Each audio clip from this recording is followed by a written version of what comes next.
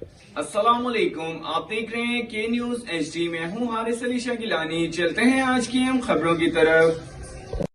تازہ ترین خبروں سے باخبر رہنے کے لیے ہمارے ساتھ رہیے۔ رخ کریں گے ساہیوال کا، جہاں سے رپورٹ کر رہے ہیں ہمارے نمائندے روف شہزاد جٹ۔ ملک بھر کی طرح ساہیوال میں بھی شہدائے کربلا میں شامل ننھے معصوم شہید شہزادہ علی اصغر کی شہادت کی یاد میں مرکزی امام بارگاہ قصر بطول میں مجلس اعضا منعقد کی گئی۔ قصر بطول کے امام بارگاہ مولانا حسن معصومی کے زیر اہتمام مرکزی مجلس میں خطاب کرتے ہوئے واقعہ کربلا پر روشنی ڈالی۔ عزاداران امام حسین علیہ السلام نے نوحہ خوانی کی اور سینہ کو بھی کرتے ہوئے شہدائے کربلا کو پرسہ پیش کیا، جس کے بعد جلوس اپنے روایتی راستوں سے ہوتا ہوا امام بارگاہ قصر بطول میں اختتام پذیر ہوا۔